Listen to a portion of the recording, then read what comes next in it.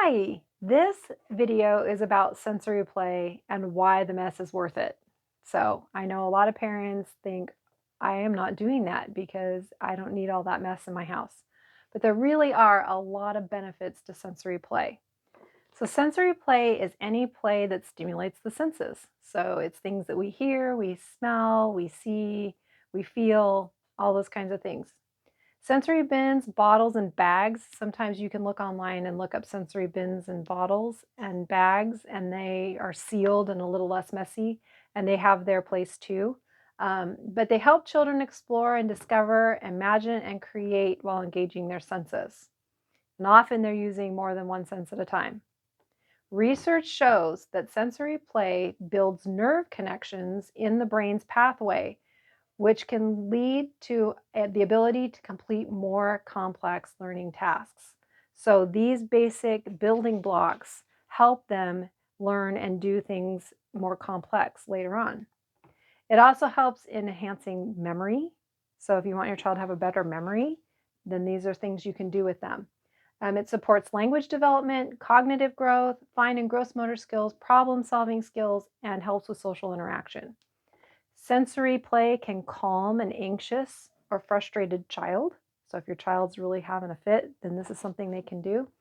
Your child may not be able to tell you when their sensory needs are not being met, but when they encounter something that fulfills that need, they will gravitate to it and will naturally come and play with it. And they'll probably play with it for longer than you think they will. Sensory play is open-ended. It has no expected conclusion. They're not building something specific. They're not trying to achieve a specific activity. It's simply what they do with it, and it expands their imagination, and it just is simply something that is fun to do. Um, it also allows children to work on their threshold for sensory experiences. So everybody has sensory things that they like and things that they don't like. For example, those little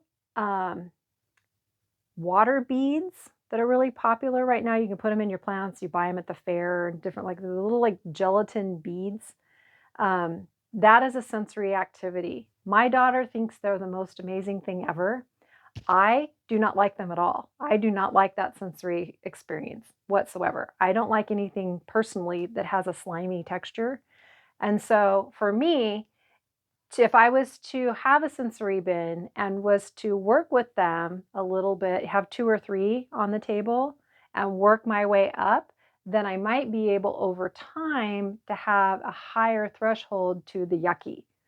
So if your child doesn't like to be dirty, then you might start with the cleaner activities or things that won't be messy on their hands, and then work up to things that are a little more messy and where they're dirty. Some kids love to play in the mud. They rub their pudding all over the table. They do all that kind of stuff. They like to be dirty. Then, they have a different level of sensory than that child that won't touch anything dirty. And so, anyway, it helps with that, right? Being able to raise that threshold of their ability to tolerate certain things.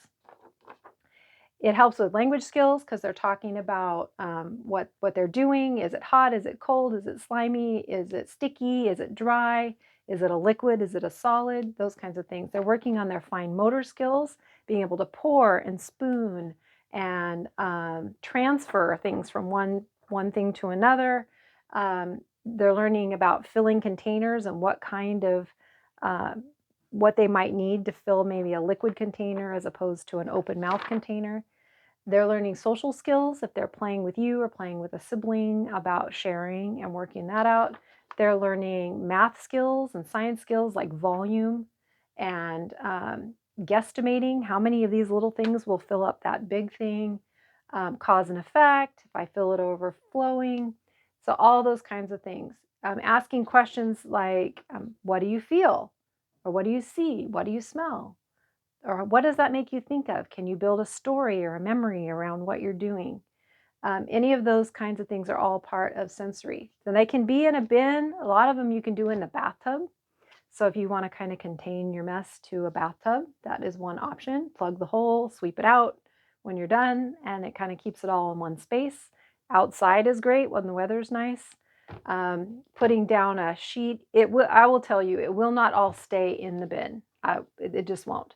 But I can tell you that if you make a rule that it needs to stay in the bin, and if they can't keep it in the bin, then maybe it needs to go away and come back at a later time. That is an option. So, they aren't taking things out of here and carrying them all around the house.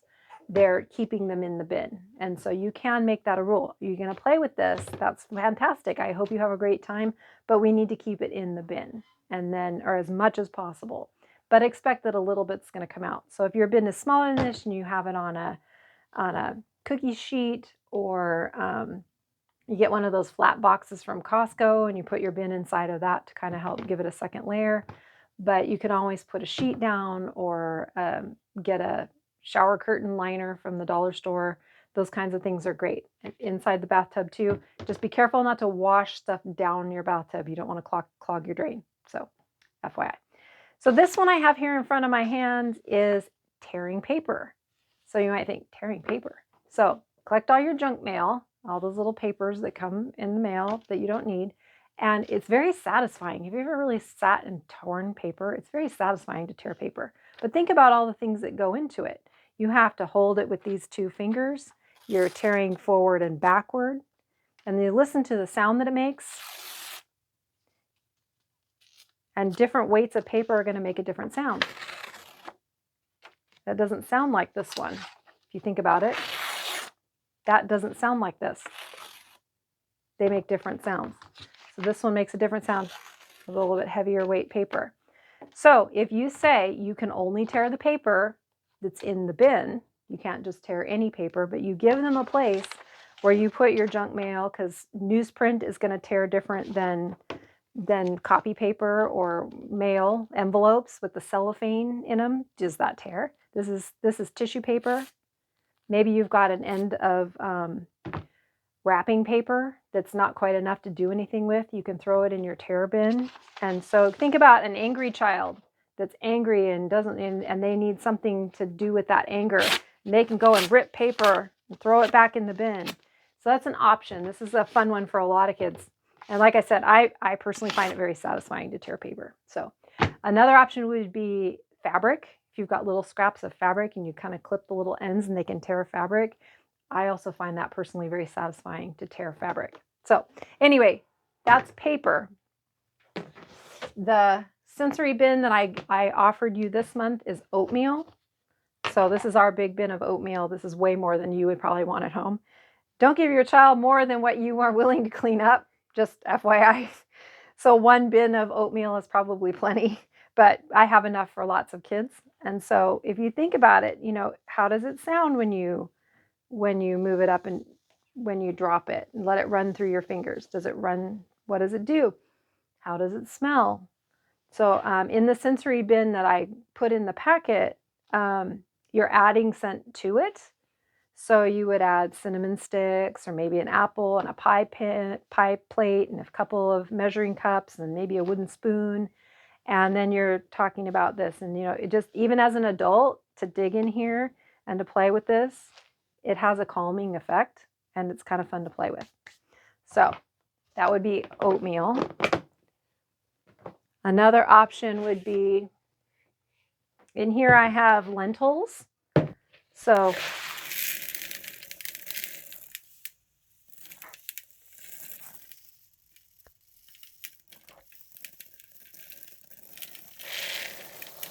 lentils are smooth and round. So you can talk about smooth and round and how they feel and what they do, how they drop, keeping them in the bin. These are noodles.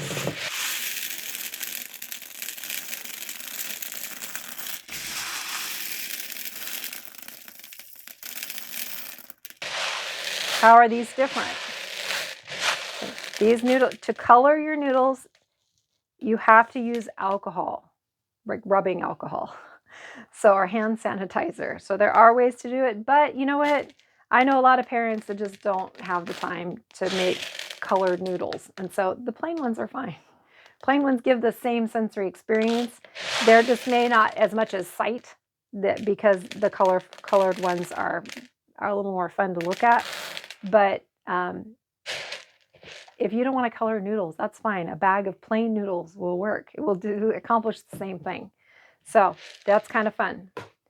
Here's popcorn.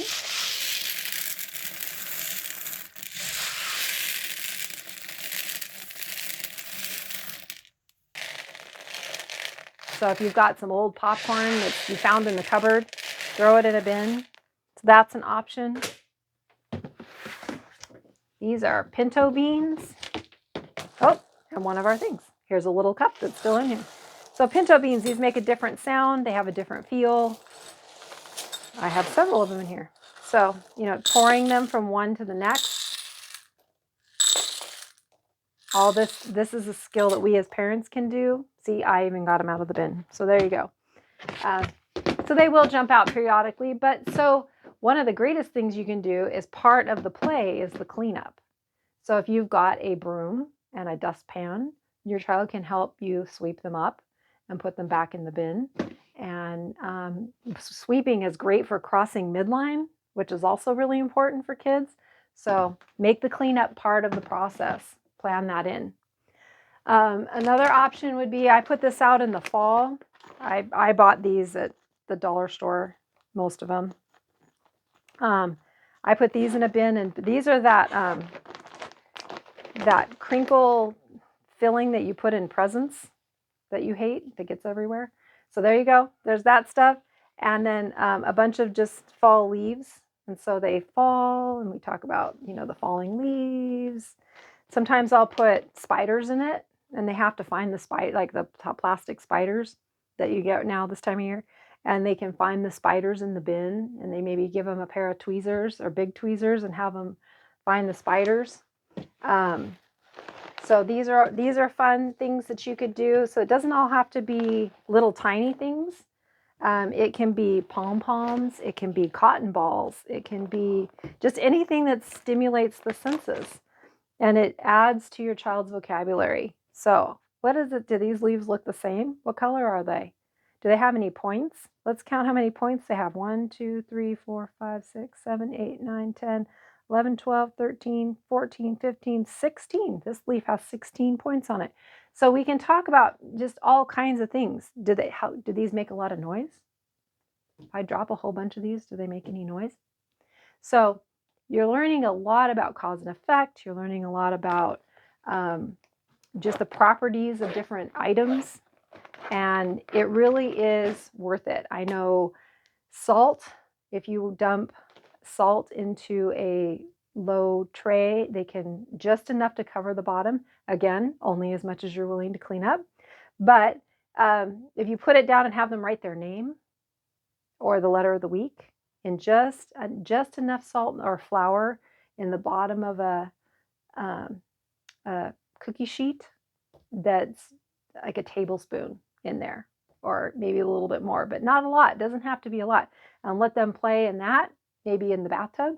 And then that much flour you could probably wash down the drain with a lot of water and be fine.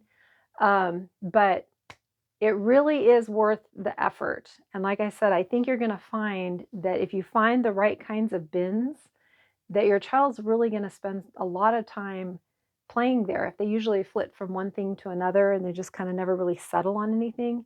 And so to find something that they play with for 10 or 15 minutes is actually, a wonderful thing. So anyway, sensory bins, they really are worth trying. One day, just when you're home and have some time and are willing to vacuum up a little bit of mess, it's worth doing. So give it a try. Let me know how it goes. Thanks. Bye.